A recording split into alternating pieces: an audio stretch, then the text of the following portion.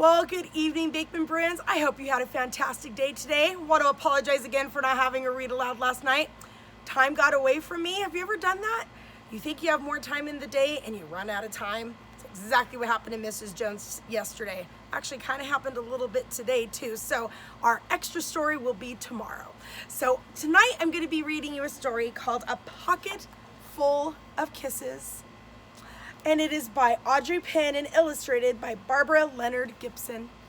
And they even made sure to say that this book is for their families, for my darlings Matthew, Ryan, Daniela, and Rebecca, and for my father and his grandchildren, Caitlin and Evan. Look at those cute little raccoons. I love raccoons. Chester Raccoon sat in the hollow of a tree stump and pouted. "Please, can we give him back?" he asked his mother. "I'll be really, really good if we can give him back." Who does he want to give back? Who's he talking about? Ooh, do you have some ideas?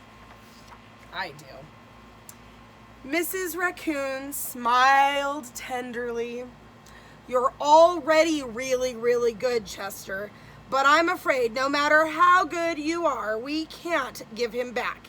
Besides, I thought you'd like having a little brother." Was your prediction right? My prediction was right. I figured it was a little brother or sister. "I did like it at first," admitted Chester. "But now he plays with my toys and swings on my swings and reads all my books. Then he pulls my tail and talks to my friends and follows me everywhere I go." Do you see him in the background on the swing? Do you have a little brother and sister that does that?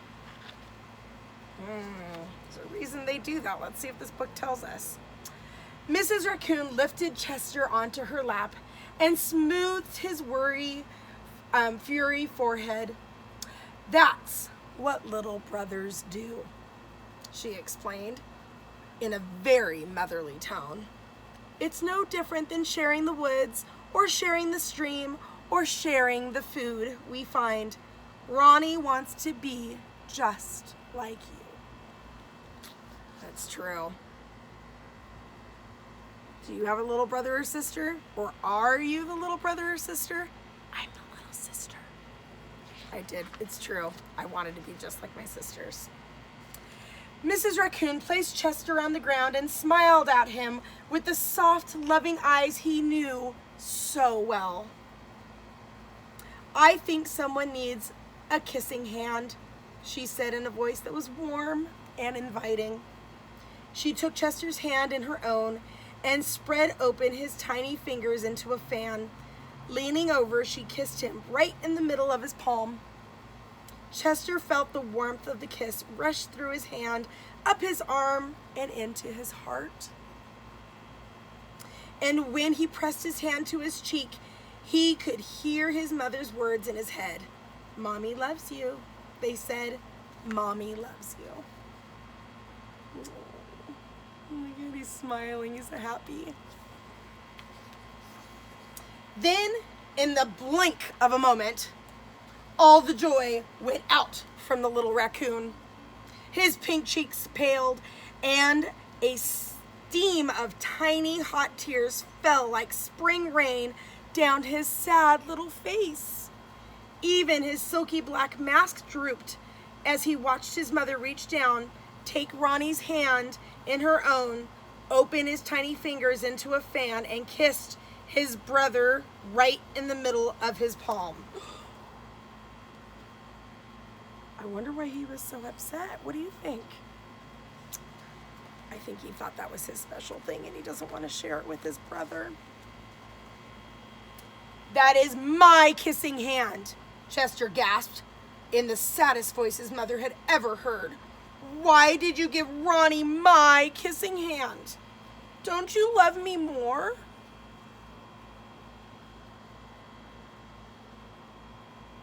It's hard to share love sometimes. "Oh, Chester," cried Mrs. Raccoon, "of course I love you. Then how come you gave the baby my kissing hand?" asked Chester. Oh, and look at the deer listening.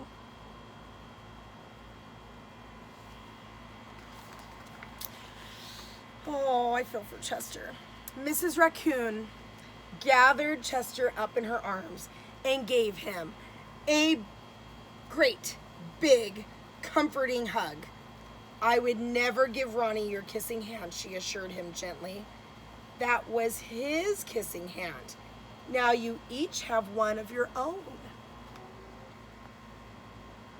Ooh, I think he's getting it. Do you see that smile on his face?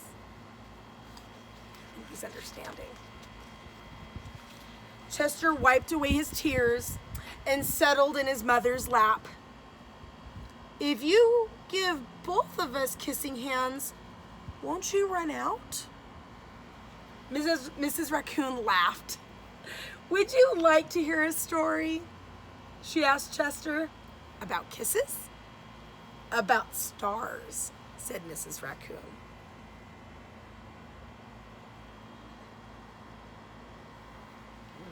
Must have been the evening because it's starting to get dark. Every night, just before the sun goes down, it reaches out with its rays and touches every star in the universe. One by one, the stars light up and shine down upon us. Even on nights we can't see the stars, they're up there sparkling away. No matter how many stars fill the sky, the sun will never run out of light, and its rays will never stop reaching out to them. That's the way it is with kissing hands. When somebody loves you, their kisses are like the sun's rays, always there and always shining. No matter how many kissing hands I give you and Ronnie, I will never, ever run out. Look at that picture of the dawn, actually it's dusk. Isn't that beautiful when the sun's going down? I love when all the colors come out. And I love what she's saying. Never runs out. But you were right about one thing, Mrs. Raccoon told Chester. Ronnie's big brother widened his eyes and looked surprised. What's that? He asked his mother. You are the big brother, and that deserves something extra special.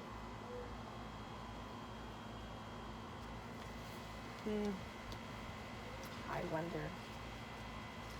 Mrs. Raccoon put Ronnie on a swing, then took Chester's right hand in hers and spread open his tiny fingers into a fan, leaned over, and she kissed him right in the middle of his palm. That is for your pocket, she told him. Take good care of it and keep it as a spare.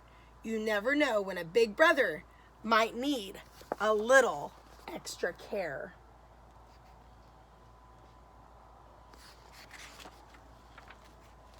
Chester hugged his mother and romped away. I love you too, he seemed to say. Look at some of his friends. Do you see those friends? Oh, he's happy you see those hearts. He's feeling the love. And look, I think he understood as the evening went. Do you see him with his mom? You know, I really love this story. There's our little Chester again. Or maybe it's Ronnie. I think it's Chester. I like this book a lot because I think it proves something, that no matter what, there's a lot of people that love you. And even when it's hard to share those people sometimes, you got to remember they love you no matter what. And especially right now, you guys are probably want a lot of attention from your parents. And it's probably really hard because some of them are working and they're sharing their attention with your brothers and sisters, or maybe your cousins or your aunts and your uncles.